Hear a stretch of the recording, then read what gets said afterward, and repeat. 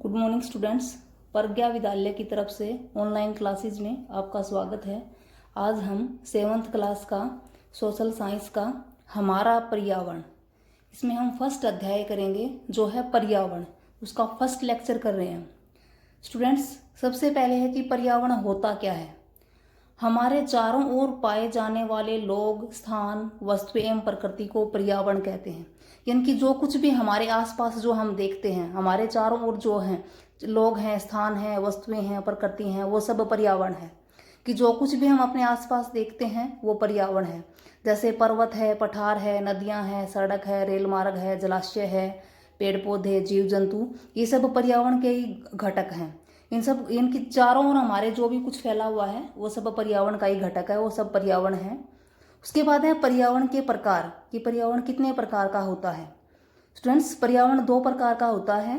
First है प्राकृतिक पर्यावरण और सेकंड है मानवीय पर्यावरण। अब फर्स्ट है प्राकृतिक पर्यावरण होता क्या है। प्राकृतिक पर्यावरण कि भूमि, जल, वायु, पेड़ पौधे एवं जीव जंतु मिलकर प्राकृतिक पर्यावरण का निर्माण करते हैं। कि जो भी प्रकृति द्वारा प्रदत्त वस्तुएं हैं, जैसे भूमि है प्रकृति द्वारा प्रदत्त है, जल है वो भी, वायु, पेड़ पौधे, जीव जंतु, ये सब प्रकृति द्वारा दिए गए हैं। तो ये सब मिलकर प्राकृतिक पर्यावरण का निर्माण करते हैं। पृथ्वी पर पाए जाने वाले चारों मंडल मिलकर प्राकृतिक पर्यावरण का निर्माण करते हैं। कि पृथ्वी पर 4 मंडल पाए जाते हैं और चारों मंडलों से मिलकर जो पर्यावरण बनता है वो प्राकृतिक पर्यावरण है।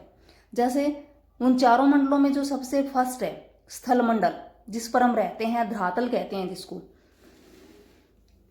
स्टूडेंट, स्थल मंडल वह क्षेत्र है जिस पर हम रहते हैं, जो हमें वन, कृषि एवं मानव बस्तियों के लिए भूमि, पशुओं को चराने के लिए घास स्थल आदि प्रदान करता है।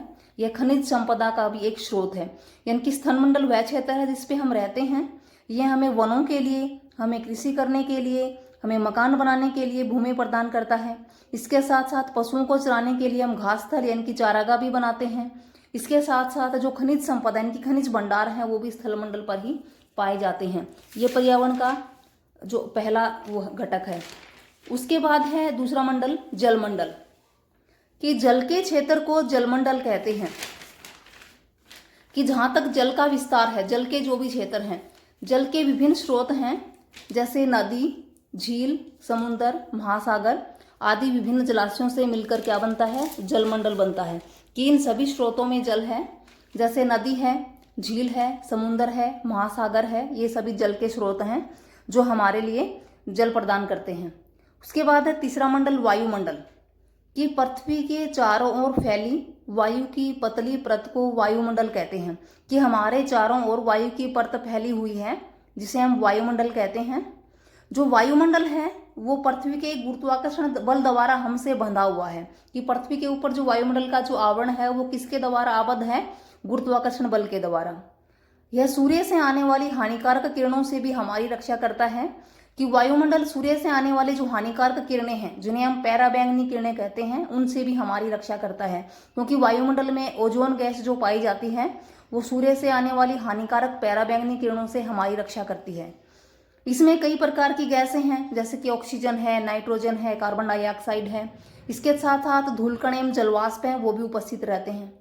फिर वायुमंडल में परिवर्तन होने से मौसम एवं जलवायु में भी परिवर्तन होता है। कि अगर वायुमंडल में कोई बदलाव होता है तो मौसम भी बदल जाता है और जलवायु है वो भी बदल जाती है। तो पहले 2 मंडल जैसे स्थल मंडल और जलमंडल है, उसके साथ साथ जो वायुमंडल है वो भी हमारे लिए बहुत ही महत्वपूर्ण है। उसके बाद है चौथा मंडल जैवमंडल, कि पृथ्वी का वह संकीर्ण क्षेत्र जहां स्थल, जल एवं वायु मिलकर जीवन को संभव बनाते हैं। कि पहले हमने जो 3 मंडल किए हैं, स्थल मंडल, जलमंडल और वायुमंडल, जब ये तीनों मिलेंगे तभी जीवन संभव होगा। तो पृथ्वी का वो संकीर्ण क्षेत्र जो स्थल, जल और वायु तीनों को मिलाकर जीवन को संभव बनाते हैं, वो जैवमंडल का निर्माण करते हैं। पौधे एवं जीव जंतु मिलकर एक सजीव संसार का निर्माण करते हैं। जैवमंडल में पौधे एवं जीव जंतु शामिल होते हैं जो एक सजीव संसार को बनाते हैं। और जो जैवमंडल है उसमें जो पहले वाले 3 मंडल, स्थल मंडल, जलमंडल और वायुमंडल, वो भी शामिल होते हैं। स्टूडेंट्स, ये तो था प्राकृतिक पर्यावरण।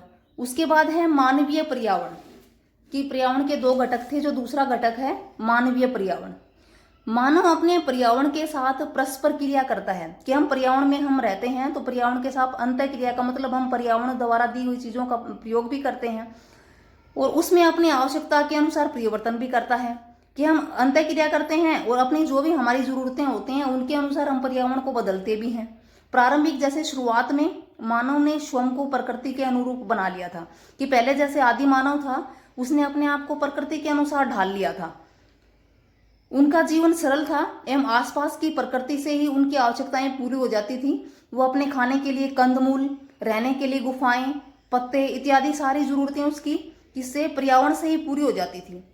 लेकिन समय के साथ साथ मानव की आवश्यकताएं बढ़ने लगी भी। जैसे जैसे मानव का ज्ञान बढ़ा, कौशल बढ़ा, तो उसकी आवश्यकताएं भी बढ़ी, जिससे मानव ने पर्यावरण के उपयोग एवं उसमें परिवर्तन करने के कई तरीके सीख लिए।